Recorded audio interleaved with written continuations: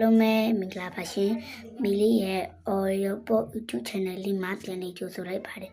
မီလေးကတင်ဆက်ပေးမယ့်ပုံမြင်လေးကတော့ချက်ကလေးနေစရာဆိုတဲ့ပုံမြင်လေးပဲဖြစ်ပါတယ်ရှင်မတိဆက်ခင်မီလေးရဲ့ Audio Book YouTube Channel လေးကို like ရ subscribe လေးနှိပ်ခဲ့ကြပါအောင်ရှင်ကျေးဇူးအများကြီးတင်ပါတယ်ရှင်ဒီနေ့မှာ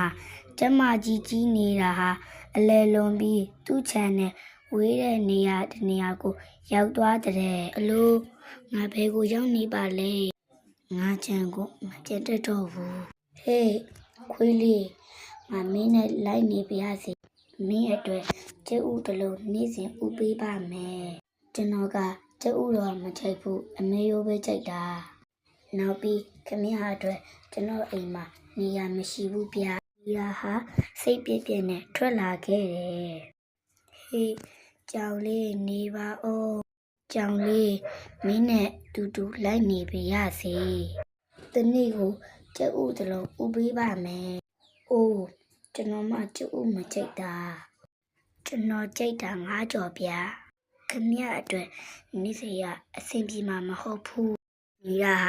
လမ်းမှာတွေ့သမျှတရိษံနဲ့အကူကြီးတောင်းကြည့်ပေမဲ့အဆင်မပြေဘူးတဲ့ဘဒုစီကမှအကူအညီမရပါလားခက်ပြီအဲ့ဒီအချိန်မှာပလာဒူးက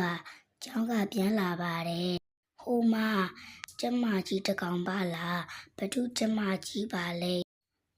ပိုင်ရှင်မရှိတဲ့ပုံပဲမပန်းပြီးစားလောင်နေတယ်နဲ့တူတယ်ပလာဒူးကကျမကြီးကိုအင်ကိုခေါ်လာခဲ့တယ်ကဲ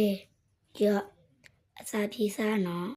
သူ့ဖေဖေနဲ့မေမေကိုအကျိုးအကြောင်းပြောပြလိုက်ပါတယ်ကျွန်တော်လမ်းမှာတွေ့လို့ခေါ်လာတာဘဒုကျမလည်းမသိဘူးပိုင်ရှိတွေ့ရင်ပြန်ပေးတာပေါ့ဖေဖေလိုက်မေးကြည့်အောင်မယ်ကျမွေးတတ်တဲ့အိမ်တွေကိုစူးစမ်းကြည့်အောင်ပါဒါခမရတို့ကြက်မလားမဟုတ်ဘူးဗျဒီလိုလာတဲ့ကျမမျိုးမတွေ့ဘူးပါဘူးအားကြီးဖေဖေကတော့ပိုင်ရှင်ကိုမတွေ့ခဲ့ဘူးတွေ့ရင်တော့ပြန်ပေးလိုက်ပေါ့အခုတော့သူ့ကိုဝီထားအောင်လေဟုတ်ပလာဒူးဟာကျမကြီးကိုဂယူးတဆိုင်ကျွေးမွေးဆောက်ချောက်ထားတဲ့ကျမကြီးကလည်းပလာဒူးအတွက်တနေ့တစ်လုံးကျုပ်ဥပေးရအပြန်အလှန်အကျိုးပြုပြီးနေထိုင်သွားကြတဲ့ကွယ်ပုံမြင်လေးရတော့ဒါပါဟုတ်ကဲ့ကြည့်ရှုခြင်းတော့မီလီရဲ့ Audio Book YouTube Channel လေးကို like and subscribe လေးနှိပ်ခဲ့ကြပါအောင်ရှင်